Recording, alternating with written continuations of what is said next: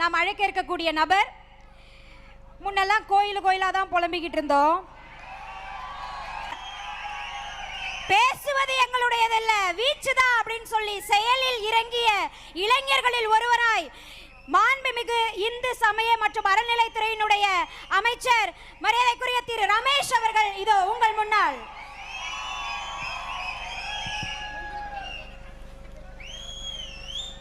அன்னை தமிழருக்கு முதல் வணக்கம். என் ஆருயிரான தலைவர் மாண்புமிகு தமிழ்நாடு முதலமைச்சர் அண்ணன் தளபதி அவர்களுக்கு உயிர் வணக்கம்.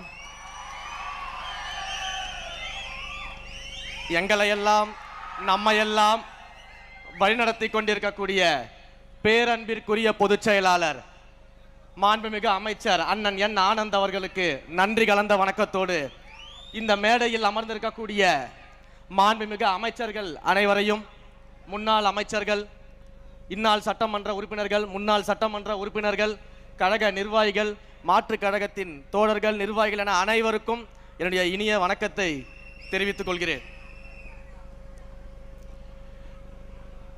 இன்றைக்கு மாற்று கட்சிகளிலிருந்து, அனைத்து மாற்று கட்சிகளிலும் இருந்து பார்த்தீங்கன்னா நம்முடைய மாண்புமிகு முதலமைச்சர் அவர்களுடைய தலைமையை ஏற்றுக்கொண்டு தமிழக வெற்றி கழகத்தில் சாரையாக ஒவ்வொரு வாரமும் மாற்று கட்சியினுடைய தோழர்கள் வந்து நம்மோடு இணைஞ்சிக்கிட்டு இருக்கிறாங்க. அதற்கு காரணம் என்ன தெரியுமா? ஒரு நல்ல தலைவர்னா யார் தெரியுமா? ஒரு நல்ல தலைவர் என்பவர் தொண்டர்களின் தோள் மீது ஏறி நிற்பவர்கள் கிடையாது, தொண்டர்களை தன் தோள் மீது ஏற்றி அழகு பார்ப்பவர்கள் தான் நல்ல தலைவர்கள். அப்படிப்பட்ட நல்ல தலைவர்களாக தமிழ்நாட்டில் புரட்சி தலைவர் எம்ஜிஆர் அவர்களுக்கு பிறகு இன்றைக்கு தமிழ்நாட்டில் நம்முடைய தலைவர் அண்ணன் தளபதி அவர்கள் மட்டும்தான் இருக்கிறார். அதனாலதான் நம்முடைய தலைவர் தளபதி அவர்களுடைய தலைமையை ஏற்றுக்கொண்டு இன்றைக்கு தோழர்கள், தோழிகள் என அனைவரும் நம்முடைய கழகத்தை நோக்கி வந்து கொண்டிருக்கிறார்கள். நம் மீது நம்பிக்கை வைத்து நம் கழகத்தில் இணைந்திருக்கக்கூடிய அனைத்து தோழர்களுக்கும் தமிழக வெற்றி கழகத்தின் சார்பில் நெஞ்சார்ந்த நன்றிகளையும் வாழ்த்துகளையும் இந்த நேரத்தில் தெரிவிக்கணும்னு ஆசைப்படுறேன். ஏன்னா இன்றைக்கு வந்து மக்கள் மிகப்பெரிய ஆளுமை எதிர்பார்த்துட்டு இருந்தாங்க. மாற்று கட்சி இருக்கக்கூடிய தொண்டர்களுமே ஆளுமை வேணும்னு எதிர்பார்த்துக்கிட்டு இருந்தாங்க அரசியல்ல.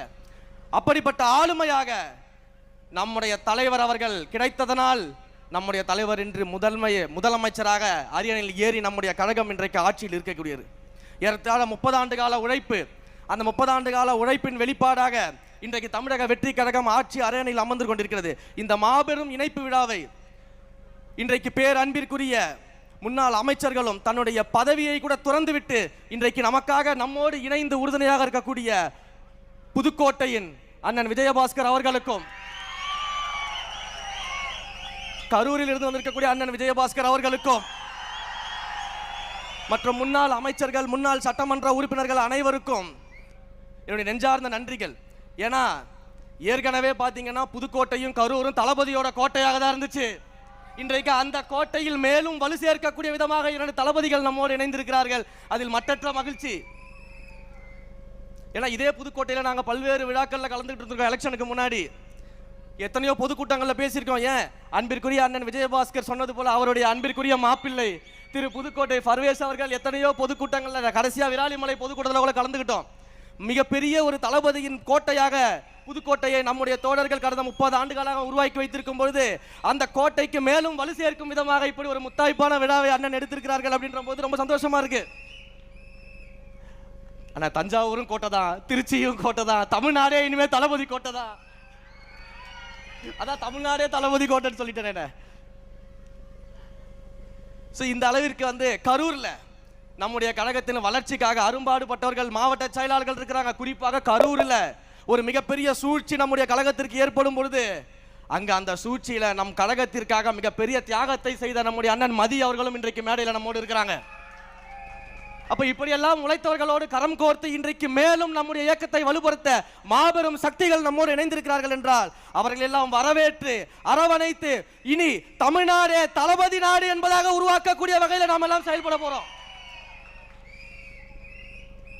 இப்படியெல்லாம் எல்லா அனைத்து தரப்பு கட்சியினரும் விரும்புறாங்க, மக்கள் விரும்புறாங்க, எல்லாரும் விரும்பக்கூடிய ஒரு மாபெரும் தலைவராக, முதல்வராக நம்முடைய தலைவர் அவர்கள் இருக்கிறதுனால தான் இப்ப இருக்கக்கூடிய எதிர்கட்சிக்கு என்ன பண்றதுனே தெரியல. உடனே ஆரம்பிச்சிருவாங்க சோஃபா மாடல்னு சொல்லிட்டு. உண்மையிலே இவங்கெல்லாம் பாப்பா மாடல். நம்ம சோஃபா மாடலாம், இவங்க பாப்பா மாடல். ஏன் பாப்பா மாடல்? தொட்டதுக்கெல்லாம் அழுகுறாங்க, என்ன பண்ணாலும் அழுதுகிட்டு இருக்கிறாங்க, என்ன பண்ணாலும் அழுதுகிட்டு இருக்கிறாங்க. சட்டமன்றத்துக்குள்ள வந்து ஏதாவது ஆக்கப்பூர்வமான கேள்விகள் கேட்பாங்க, கருத்துக்கள் சொல்லுவாங்க, ஒரு கருத்துரையாடல் நடைபெறும்னு பார்த்தா தொடர்ந்து வன்மத்தை கக்கிறதுலயே வேலையா வச்சுக்கிட்டு இருக்காங்க அழுதுகிட்டு.